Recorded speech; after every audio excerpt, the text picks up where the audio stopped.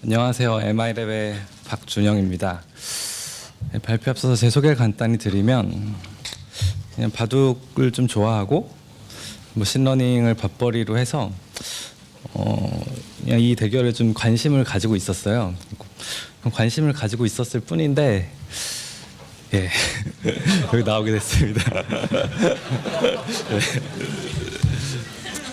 아시다시피 이제 몇 주 전에 이세돌이랑 알파고가 이제 대결을 해서 알파고가 4대1로 승리를 했죠. 그래서 그 알파고의 알고리즘에 대해서 오늘 주로 설명을 드릴 텐데 그 설명에 앞서서 약간의 바둑계 얘기를 조금 드리려고 해요.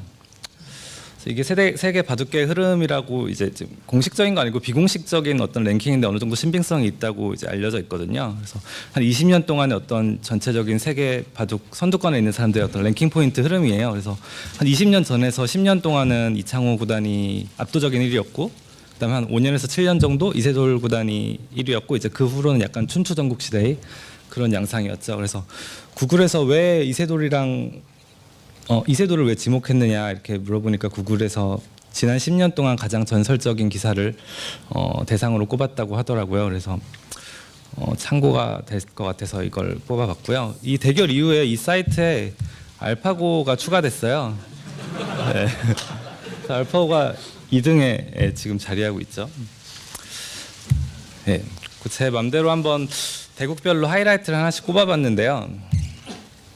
1국인데 1국에서는 사실 이세돌 구단이 좀 경적을 했어요. 상대를 가볍게 봐서 좀 처음에 약간 비틀었는데 알파고가 그걸 제대로 응징해서 좀 불리하게 전개가 되다가 저기 왼쪽 위에 점 찍혀 있는 거 있잖아요. 알파고가 인간의 관점에서 보기엔 되게 한가한 수를 뒀어요. 그래서 이제 좌기에서 이제 이세돌이 대득을 보면서 아 이세돌이 쉽게 이기겠구나, 알파고가 좀 잘 두긴 하지만 별거 아니네라는 생각들을 이제 바둑계 사람들이 하고 있었는데 우변에 이제 저 세모로 표시된 돌을 이제 알파고가 두면서 이게 만만치 않구나 이런 걸 느끼게 됐던 그런 1국이었죠. 결과적으로 이 수로 인해서 알파고가 승리를 거둘 수 있었습니다. 미국이랑 3국에서는 알파고가 정말 잘 두는구나 이런 걸 느꼈어요. 그 왼쪽 거 보시면은 이제 점 찍힌 게 직전에 뒀던 수고 이제 제일 마지막에 둔 수가 이제 세모로 둔 수인데, 보통 이제 바둑을 둘 때 이 상대 영역에 침투를 하면 그 돌에 대해서 어떻게 공격을 하든지 뭐 이런 식의 대응을 하게 돼 있는데 알파고는 전혀 다른 곳에 지금 뒀죠. 이제 보통 뭐 성동격서라고 많이들 하는데 실제로 이런 수를 생각해내기가 되게 힘들거든요. 근데 놓여지고 보니까 정말 좋은 수였더라. 그래서 뭐 결과적으로 알파고가 2국이랑 3국은 거의 완벽한 바둑으로 승리를 거뒀죠. 4국 같은 경우는 이세돌이 이제 아시다시피 한 판을 이겼는데 여기 뭐 신의 한 수라고 하면서 언론에 많이 소개가 됐죠. 나중에 국후 인터뷰를 보면 이세돌은 뭐 이 수밖에 없네 이렇게 생각을 해서 뒀다고 하고, 알파고 같은 경우는 이제 이것도 이제 데미스 하사미스의 인터뷰를 참조해서 제가 좀 알아듣기 쉽게 바꿔서 쓴 건데요. 이제 여기 둘 확률은 한 10,000분의 1 정도밖에 안 되네. 그리고 둔다고 생각해봐도 별거 없는 것 같은데 그래서 생각을 안 해봤는데 왜 여기 뒀지 했는데 이걸 두고 나서 한 8수 정도 진행되고 나니까 알파고가 판단하기에 아 망했구나 이런 판단이 들었다고 하네요. 근데 이게 여담인데 사실은 이게 성립되지 않는 수였다고 하는데 알파고의 실수를 유발한 수였다 이 정도로 보는 게 맞는 해석일 것 같아요. 이렇게 신의 한 수까지는 아니고. 네. 네. 좋습니다. 마지막 5국은 이제 알파고가 처음에 이세돌이 유리했다가 알파고가 역전을 해서 이제 후반으로 갔는데 이세돌이 이제 불리하니까 좀 역전을 해보고자 이제 판을 흔들어 보려고 이제 바꿔치기 시도한 장면이에요. 이제 여기 아무튼 여기 흙이 군대 근처가 이제 백집이 될 예정이고 요 아래쪽이 흙집이 될 예정인데 그 둘을 바꿔치기 하는 시도를 한 건데 이게 인간이 봤을 땐 굉장히 누가 몇 집 득인지 판단하기가 어렵거든요. 근데 알파고는 한 1분 정도 생각하더니 바로 그냥 응수해버리고 바둑이 끝났죠. 그래서 알파고가 정말 계산력이 대단한 거죠. 중후반으로 가서는 도저히 답이 없겠다. 뭐 이런 결론이 났던 5국이고요. 그래서 이렇게 잘 두는 알파고가 어떻게 동작하는지에 대해서 좀 말씀을 드려보도록 하겠습니다. 먼저 간단한 예부터 좀 말씀을 드리려고 하는데 여기 왼쪽은 틱택토라고 부르는 보통 삼목이라고 하면 이해하시기 좋을 것 같아요. 삼목이고 왼쪽은 오델로 뭐 이렇게 좀 경우의 수가 단순한 게임들이 있죠. 이런 게임들 같은 경우엔 일일이 다 해보면 최선의 수를 찾을 수가 있어요. 그래서 많이 학부 시절에 다들 아시죠? 미니맥스 알고리즘이라는 이제 최선의 수를 찾는 알고리즘이 있죠. 모든 경우의 수를 트리로 쫙 만든 다음에 맨 끝에서부터 서로가 최선의 수를 두었을 경우를 가정해서 위로 올라가다 보면 현재 상태에서 어디를 둬야 최선인지 알 수 있는 뭐 그런 알고리즘이죠. 그런데 이게 이제 바둑에서의 그 아까의 같은 경우에 트리의 아주 극히 일부를 나타낸 건데요. 이제 바둑에서는 뭐 흔히들 언론에서 말하다시피 뭐 10에 170승계, 뭐 우주에 존재하는 모든 원자의 수보다도 많은 개수의 그 경우의 수가 존재한다고 하죠. 그래서 이런 거 같은 경우에는 아무리 컴퓨터가 좋다고 해도 모든 경우의 수를 다 그 고려해 볼 수가 없어요.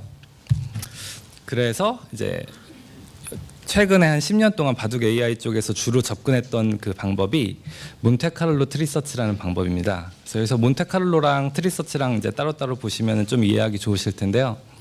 몬테카를로 같은 경우에는 말 그대로 많이 해본 다음에 의미 있는 수치를 얻어내는 거예요. 이 옆에 있는 그림이 되게 좋은 예인데 지금 여기서 하고자 하는 거는 요 파란색으로 돼 있는 영역의 면적을 구하고자 하는 거죠. 근데 이게 면적이 복잡하니까 일반적으로 알려진 뉴메리컬 방법으로는 면적을 구하기가 어렵잖아요. 그래서 이 정해진 그 직사각형 영역에 랜덤하게 계속 점을 뿌립니다. 점을 뿌려서 어떤 점은 이 영역에 속했는지, 어떤 점은 이 영역에 속하지 않았는지를 판별하는 거죠. 그래서 뭐 예를 들어서 1000번 던져서 뭐 300번 들어갔다. 그러면은 직사각형 넓이 곱하기 1000분의 300 해서 여기 넓이를 구하는 거죠.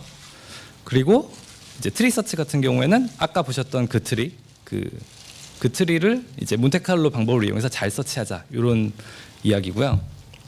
그래서 알파고 역시도 그 몬테카를로 트리서치 MCTS라고 앞으로 말씀을 드릴 텐데 그 MCTS에 기반해서 이제 만들어진 방법입니다. 그래서 이제 MCTS의 기본 동작을 조금 더 자세히 설명을 드리면 기본적으로 4단계로 이루어져 있고요. 이 4단계를 계속 루프를 돌아요. 그 루프를 한 번 돌 때마다 밑에 리프가 하나씩 계속 추가되면서 트리가 점점점 성장해 간다고 생각하시면 되고요. 이 노드 하나하나가 각 판의 상태라고 보시면 되고 노드에서 밑으로 하나 뎁스가 증가할 때마다 한 수씩 증가된다고 생각하시면 됩니다.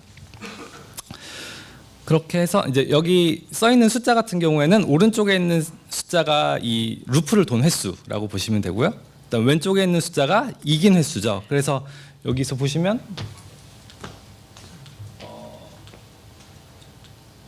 요 그림 들리시죠? 요거를 기준으로 봤을 때 이쪽으로 가면 11번 중에 7번 이긴 거, 이쪽으로 가면 8번 중에 4번 이긴 거, 이쪽으로 가면 3번 중에 한 번도 못 이긴 거 이런 식으로 이제 표현될 수가 있고요. 그래서 이 상태에서는 이쪽으로 가는 게 제일 승률이 높겠다 이런 식으로 이제 다음 수를 결정을 하게 되는 거죠.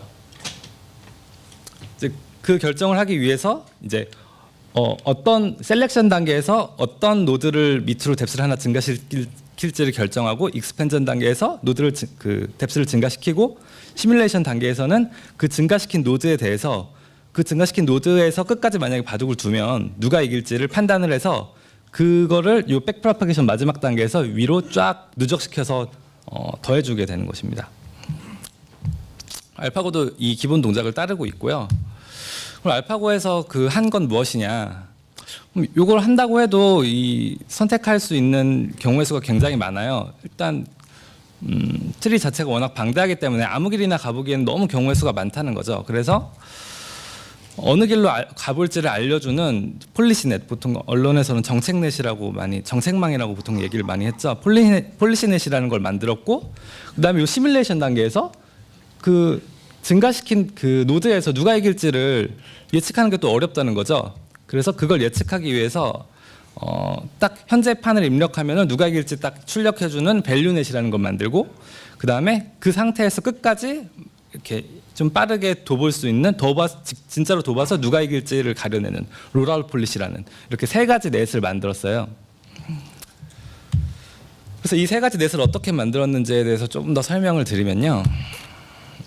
이게 트레이닝 과정인데요. 지금 빨간색으로 네모쳐져 있는 게 이제 방금 설명드렸던 3가지 넷이고 나머지 하나가 이제 그거를 하는 과정에서 필요한 다른 한 가지의 넷이라고 생각하시면 되는데, 일단 이 휴먼 익스퍼트 포지션이라는 게 이제 실제 사람 중에서 좀 고수들이 둔 기보죠. 그 기보들을 이용을 해서 롤아웃 폴리시, 아까 말씀드렸던 끝까지 둬봐서 누가 이기는지 가리는 롤아웃 폴리시랑 어느 길로 가볼지를 결정하는 SL 폴리시 네트워크라는 거를 훈련을 시킵니다. 그 다음에 SL 폴리시 네트워크를 초기화 모델로 해서 스스로 이제 자가 플레이를 막 하는 거죠. 자가 플레이를 해서 RL 폴리시 네트워크라는 걸 만들고 그 RL 폴리시 네트워크를 이용을 해서 밸류넷을 학습시키기 위한 데이터를 만들고 밸류넷을 최종적으로 학습을 시키는 이런 식으로 일단 전체적인 트레이닝 과정이 진행이 되고요. 그래서 요 네 가지 넷에 대해서 조금 더 자세히 설명을 드리려고 해요. 롤아웃 폴리시 같은 경우에는 잊어버렸을까봐 다시 말씀을 드리면 그 선택된 노드에 대해서 끝까지 돕아서 누가 이길지를 판단하는 데 사용이 되죠. 그래서 일단 이 폴리시 같은 경우에는 현재 그 입력 데이터로 최근 두 수의 정보만을 입력을 해요. 그래서 최근 두 수의 정보를 딱 입력을 하면 그 다음에 어디를 둘지를 확률로 딱 표시가 되는 거죠. 그런 식으로 한 수 한 수마다 계속 이걸 입력을 해서 바둑 끝까지 쫙 두는 거예요. 요거를 학습시키는데 인간의 기본 5만 판이 사용이 됐다고 하고 CPU 하나에서 초당 1000판 정도까지 시뮬레이션이 가능하다고 합니다. 그래서 실제로 이 넷을 이용을 해서 예측을 해보면 실제로 사람이 둔 수에 대해서 약 24% 정도의 정확도를 보인다고 하고요. 이 밑에 그림은 이제 각 현재 판세에서 각 자리, 이 숫자로 표시된 각 자리에 두었을 때를 가정했을 때 끝까지 뒀을 때 각각 승률을 표시한 거예요. 그래서 여기서 보시면 뭐 왼쪽 아래에 두는 게 제일 승률이 높다, 뭐 이런 식으로 판단이 됐다는 걸 아실 수가 있죠. 자, 그 다음은 이제 SL 폴리시 네트워크라는 건데, 요거는 이제 아까 그 트리에서 셀렉션 단계에서 어느 길로 가볼지를 나타내주는 네트워크인데요. 아까 그 롤아웃 폴리시랑 출력하는 형태는 같아요. 바둑판 전체에서 다음 수가 어디일지를 확률로 출력하는 거죠. 대신에 아까는 두 수만 사용하는 단순한 모델, 빨리빨리 끝까지 둬봐야 되니까 단순한 모델을 사용을 했지만 여기서는 이제 그 영상 분야에서 주로 사용되는 컨볼루셔널 뉴럴 네트워크라는 딥러닝 모델을 사용을 해서 판 전체에 대한 정보, 그 다음에 수동으로 사람이 몇 가지 피처를 더 추가를 했어요. 뭐 이 자리는 축이 되는지, 뭐 최근에 이 수는 최근에 둔 수인지, 뭐 이런 것들을 몇 가지 더 추가를 해서 학습을 시켰고요. 사람이 둔 수에 대해서 당연히 좀 더 좋은 네트워크이기 때문에 아까에 비해서 좀 더 높은 57%의 정확도를 나타냈다고 합니다. 이렇게 학습시킨 SL 폴리시 네트워크를 가지고 RL 폴리시 네트워크라는 걸 만들었어요. 이거는 이제 조금 이따 설명을 드리겠지만 밸류 네트워크의 학습 데이터를 만들기 위한 도구로 사용되는 네트워크이고, 형태는 SL 폴리시 네트워크랑 정확하게 동일합니다. 그리고 셀프 플레이를 통해서 자기랑 끝까지 둬봐서 그럼 어느 한쪽이 이겼다고 이제 판별이 될 거 아니에요. 그러면 이긴 쪽이 둔 수는 잘했다, 못한 쪽이 둔 수는 못했다 하는 식으로 이렇게 이 모델을 계속 학습을 하게 되죠. 네. 그래서 SL 폴리시랑 RL 폴리시를 조금 더 다시 설명을 드리면 입력이랑 출력의 형태는 동일하고요. 현재 판의 상태를 넣고 다음 수가 어디일지 확률로 출력이 되고, 학습을 뭘 했냐를 보면 SL 폴리시 같은 경우에는 사람이라면 어디에 두었을까, 인간의 기보를 학습을 한 반면에 RL 폴리시 같은 경우에는 셀프 플레이로 자가 학습을 통해서 학습이 됐죠. 그럼 사용처는 SL 폴리시 같은 경우에는 아까 그 트리에서 어느 노드를 선택할지 셀렉션하는 데 사용이 되고, RL 폴리시 같은 경우에는 밸류넷을 학습하는 데 사용이 됩니다. 당연히 RL이 이기는 쪽으로 더 학습을 했기 때문에 SL은 그냥 사람이 어디를 뒀을까를 학습한 거고, 둘이 대결을 하면 RL의 승률이 높을 수밖에 없겠죠. 마지막으로 밸류 네트워크 같은 경우에는 현재 판을 입력해서 누가 이기겠다 딱 바로 나오도록 하는 네트워크인데요. 앞서서와 마찬가지로 이제 컨볼루셔널 뉴럴 네트워크를 사용을 했고, 차이점이라면 출력이 아까는 바둑판 전체에 대해서 확률이 나타나는 반면에 여기서는 그냥 스칼라 값 하나로 누가 이기겠다 이런 스칼라 값이 나오도록 되어 있고요. 학습 데이터의 형태가 이제 특정 바둑판의 상태를 주고 얘가 누가 이겼다 이걸 줘서 그걸 학습을 시키는 거예요. 근데 이게 인간의 기보를 사용하기에는 좀 부적절한 게, 인간들끼리 바둑을 둘 때는 서로 역전되고 뭐 이런 상황들이 많이 발생을 하기 때문에 누가 이길지랑 실제 유불리랑 이게 매칭이 안 되거든요. 그렇기 때문에 앞서서 RL 폴리시 네트워크를 그 학습을 시켜서 이걸 가지고 스스로 두보도록 해서 누가 이길지를 판단을 시키도록 해서 그걸 러닝에 사용하는 이런 식으로 이제 학습이 되었습니다. 승패를 예측하는 오차율이 뭐 0.23 정도, 민스퀘어 에러로 그 정도 된다고 하고요. 자, 알파고 알고리즘을 다시 한번 요약을 드리면 전체적으로는 기존에 원래 많이 사용하던 MCTS 프레임워크를 사용을 했어요. 대신에 거기서 이제 어느 길로 가볼지, 이거에는 SL 폴리시 네트워크라는 걸 사용을 했고, 그 길이 좋은지를 판단하기 위해서, 그 길에서 그 길로 가면 누가 이길지를 판단하기 위해서 롤아웃 폴리시랑 밸류 네트워크라는 두 가지 방법을 이용해서 판단을 한 다음에 둘을 이제 그냥 평균을 내서 그 승률로 활용을 하죠. 그다음에 이게 이제 얼마나 이길지를 따로 학습을 하는 건 아니고 단순하게 이길지 질지 이것만 학습을 하기 때문에 승리 확률을 그냥 단순하게 최대화하는 수를 선택한다고 이해를 하시면 되고요. 이게 사실 좀 더 디테일하게 들어가면 여기 작은 글씨로 나타낸 뭐 다른 요소나 뭐 약간 여기서 설명한 거랑 다른 사실들이 있지만 큰 컨셉에서는 이렇게 이해를 하시면 될 것 같습니다. 그래서 이 알고리즘을 기반으로 했을 때 알파고의 약점이 무엇일까에 대해서 좀 생각을 해봤어요. 그래서 SL 폴리시 네트워크 같은 경우는 사람이 들은 수를 학습한 거잖아요. 그래서 사람이 떠올리기 힘든 수가 필요한 장면, 이런 장면에서는 조금 약점을 보이지 않을까. 그런 장면은 보통 좀 복잡한 싸움이 발생한 장면이 되겠죠. 이런 장면에서 약점을 보일 것 같고요. 현재 판의 상태만 딱 입력해서 끝까지 안 둬보고 현재 판 상태만 가지고 누가 유리한지를 판단하는 밸류 네트워크 같은 경우에는 아무래도 초반에는 좀 유불리를 판단하기가 힘들죠. 그리고 마찬가지로 복잡한 싸움이 벌어질 경우에 이 싸움의 결과가 어떻게 될지 모르는 상태에서 바둑판의 유불리를 판단을 해야 되기 때문에 이런 부분에 좀 약점이 있을 것 같고요.